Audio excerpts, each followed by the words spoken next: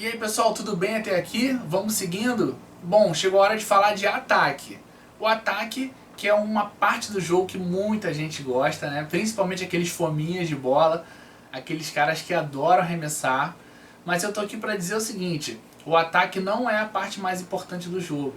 O ataque é uma parte simples do jogo e que às vezes a gente vê as equipes tentando complicar isso e eu vou mostrar para vocês, provar para vocês como que um jogo tão simples pode ser eficiente. Beleza? Combinado? Então vamos lá. Para resumir o que vocês já ouviram até aqui, o ataque é um jogo de 4 contra 3. É um jogo em assimetria, no qual o ataque está com 4 e a defesa está com 3. Então é natural que o ataque tenha vantagem. Até por isso eu prego que seja um jogo bem simples, sem grandes invenções táticas, sem grandes mirabolâncias, tá bom? Se a gente já está em superioridade, o que a gente deve buscar?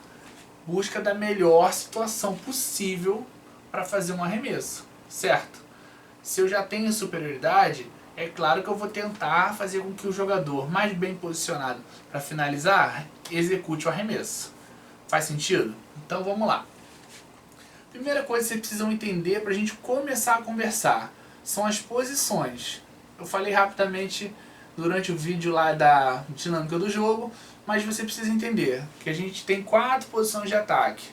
São elas: o pivô, que fica da mesma forma que no handball, mais próximo à defesa; o lateral direito, que normalmente é canhoto, mas não é uma regra; o central especialista e o lateral esquerdo.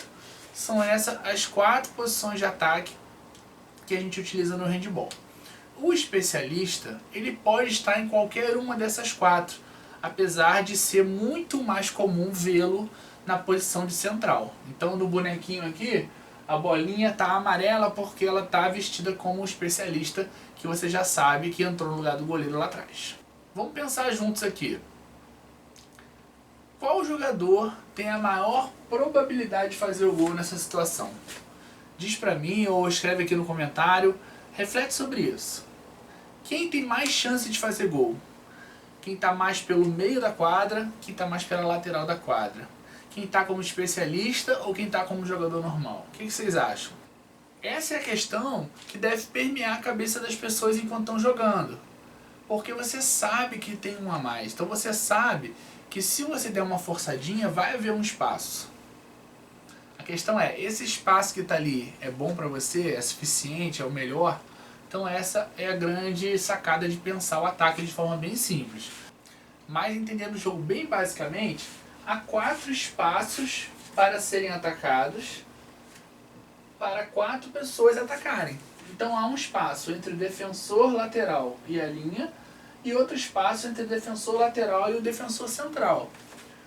2 espaços. Do lado de cá a mesma coisa. Um entre o central e o lateral, o outro entre o lateral e a linha. Então se há 4 espaços para 4 pessoas, por que alguém cruzaria esses espaços?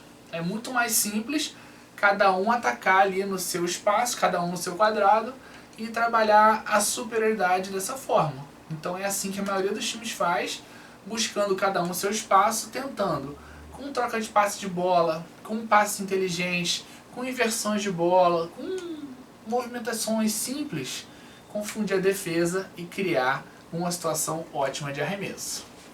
Vamos entender como é que são as posições do ataque? Vamos lá. Coloquei uma foto do Bruno aqui, que é um dos especialistas de referência do mundo. E existem 3 tipos de especialista na minha concepção. 3 tipos. O cerebral, que é um cara mais pensante, que distribui jogo. O chutador, que é um cara menos pensante, que desce a mamona, ou seja, arremessa com muita frequência. Normalmente um cara forte e alto. E o misto, que é o tipo teoricamente ideal. Um cara que você tem que procurar lapidar, porque ainda não é um tipo de jogador que você encontra em qualquer equipe, muito pelo contrário, é bem difícil de ter um jogador desse. Quais são as principais características do especialista? 1. Construção do jogo ofensivo. Normalmente ele está no centro, como eu te falei, é um cara que distribui o jogo, que dá o ritmo do jogo, a velocidade do jogo. É um cara que precisa ter uma visão de jogo fantástica, porque ele precisa tempo todo tá trabalhando naquela questão que a gente viu no slide anterior, de quem tem maior chance de fazer o arremesso naquele momento. Então uma visão de jogo muito ampla. Ótimos fundamentos, é um cara que tem que ter passe muito bom principalmente, e um arremesso muito bom, porque o especialista que não arremessa não é marcado. E se ele não é marcado, você perde a superioridade. Então é um cara que trabalha para o time construindo o jogo, mas ele precisa ser ofensivo. Então ele joga para o time sem perder a ofensividade. Beleza? Esse é o papel do especialista. Do central não tem muito por onde correr. Então vamos dar uma olhadinha nesse vídeo aqui de um especialista cerebral, que é a Camilinha. Bom, então você vai ver aqui agora a Camilinha em atuação. Tá? Repara só como é que ela é especialista cerebral. Tá o tempo inteiro buscando a melhor situação para os colegas jogarem ou mesmo para ela. Assim joga um especialista do tipo cerebral.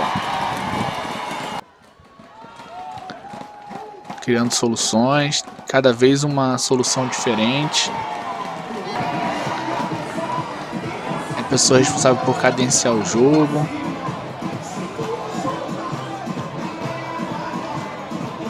Tá vendo? As pessoas acham que ela vai fazer uma coisa e ela faz outra. Esse processo de leitura constante do jogo é o que faz a diferença para um especialista ser muito bom para ser um cara normal, razoável. E Camila, sem dúvida, é uma das melhores do mundo. E já foi eleita 2 vezes melhor do mundo pela EHF. Mas se deixar, se ganharia todo ano, porque ela é fora de série. Agora a gente vai ver um vídeo de um especialista chutador, que é o Martin lá da Dinamarca. Foi eleito o melhor especialista do mundo aqui no Brasil em 2014. É sempre um dos artilheiros da competição, um cara muito perigoso e muito bom jogador. Vamos ver aí como é que atua o Martin, se é diferente da Camila ou não. Ele tá aqui de vermelho, essas imagens são lá do Mundial do Brasil também. Ó, foi pra dentro, chutou. Deu uma fintinha e chutou. A Dinamarca trabalhando com circulação, ele vem de centro e chuta. Repara na força que a bola passa. Como é que é um jogador pronto para chutar o tempo todo. Ele trabalha, mexe bola. Não é o único que faz gol da Dinamarca, lógico. Mas se der meia chance, ele tá chutando. E é um jogador que tem bastante sucesso jogando assim. Excelente jogador. Tá vendo? Com 2 em cima, ele chuta. O goleiro na bola, mas não vê a bola. Porque tira chute de tudo que é lado. Então esse é um exemplo claro de jogador chutador. Beleza, entendido? Até aí tudo bem, né? Então vamos seguir. O pivô. Essa foto aqui é do Gil, um dos caras mais conhecidos do beach handball mundial. Meu amigo, jogou comigo quando eu era atleta da minha idade. Tá nativo até hoje, então um cara incrível, fantástico. Mas vamos lá. Quais são as principais características do pivô? Ele é um cara que tem que ter uma certa altura, porque ele fica no meio da defesa ali brigando com os grandalhões da defesa. É um cara que tem que ter força, porque ele precisa de uma impulsão muito grande e sem deslocamento. Então ele parado precisa dar um salto muito alto. Além disso, ele é empurrado o tempo todo. Inclusive no alto ele sofre muito contato. Então é um jogador que tem que ser um pouco mais forte do que os demais. Ele tem que ser capaz de no ar receber contato e não ser tão vulnerável a isso. Então altura, força e impulsão, principalmente sem o deslocamento, a impulsão parada e jogar sob muito contato. Se você tem um jogador com essas características, pode colocá-lo no pivô, que vai ser um cara que vai arrebentar. Vamos dar uma olhadinha no vídeo da Renata, que é, na minha opinião, o melhor pivô do mundo. Joga no Brasil na seleção, joga no Rio Hand Beach, aqui do Rio de Janeiro. Uma pivô fantástica. Vamos dar uma olhadinha. Vamos ver o jogo da Renata para vocês entenderem como é que funciona um pivô. Dá uma olhadinha aí, ó. Tá posicionada. Repara, sofrendo contato, tem que saltar, alcançar a bola e fazer o gol. Excelente jogadora, muito boa mesmo. Posicionada, repara que o salto, ó, é sem deslocamento. junta as pernas, salta, vai lá em cima e faz o gol. É muito importante que o pivô seja capaz de fazer isso, porque normalmente ele está entre dois jogadores, né? E não tem espaço para deslocar. Nesse jogo aí, ela até tá com um pouco de espaço, mas como ela tá em cima da linha já, deslocar é sempre um risco de pisar e invadir a área.